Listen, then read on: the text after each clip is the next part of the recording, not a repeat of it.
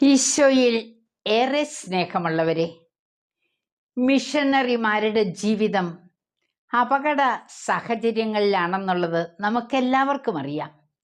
പലരും പീഡിപ്പിക്കപ്പെടുന്നു, വധിക്കപ്പെടുന്നു, എങ്കിലും ആരും പിന്മാറുന്നില്ല.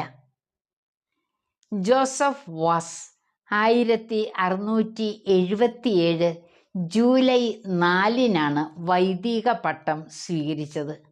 മിഷണറിമാർക്ക് പ്രവേശനമില്ലാത്ത ശ്രീലങ്കയിലേക്കാണ് അദ്ദേഹം തിരിച്ചത്. ഭിക്ഷക്കാരനായി, കൂലിക്കാരനായി, ബേക്കറിക്കാരനായി, അലക്കുകാരനായി, വളകൾ വിൽക്കുന്നവനായി, ഇങ്ങനെ പല രീതികളിൽ അദ്ദേഹം അവിടെ പ്രവർത്തിച്ചു. സ്വന്തം വസ്ത്രത്തിനുള്ളിൽ ഒളിപ്പിച്ചു വെച്ച കുർബാനയ്ക്കുള്ള എല്ലാ സഹായിക്കുന്ന സാമഗ്രികളും അത് ആർക്കും കാണാൻ പറ്റാത്ത വിധത്തിൽ തന്നെ അദ്ദേഹം സൂക്ഷിച്ചു. രാത്രിയിൽ ഒളി സങ്കേതങ്ങളിൽ അദ്ദേഹം ബലിയർപ്പിച്ചു, കൂദാശകൾ പരികർമ്മം ചെയ്തു.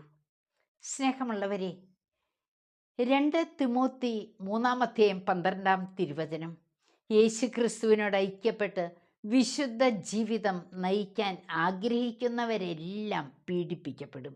നമുക്കും യേശുവിനെ പ്രതി പീഡനങ്ങൾ സഹിക്കാൻ ഒരുക്കമുള്ളവരാകാം. ഈ സന്ദേശം അതിന് സഹായിക്കട്ടെ. പരിഹസിക്കപ്പെട്ടാലും എന്തെല്ലാം എതിർപ്പുകൾ ഉണ്ടായാലും യേശു സാക്ഷികളായി മാറാൻ നമുക്ക് കഴിയണം. അതിനുള്ള കൃപ ദൈവം തന്നെ അനേകരിലേക്ക് ഈ നിമിഷം പ്രദാനം ചെയ്യട്ടെ എന്ന് പ്രാർത്ഥിക്കുന്നു, ആശംസിക്കുന്നു. ആമേൻ.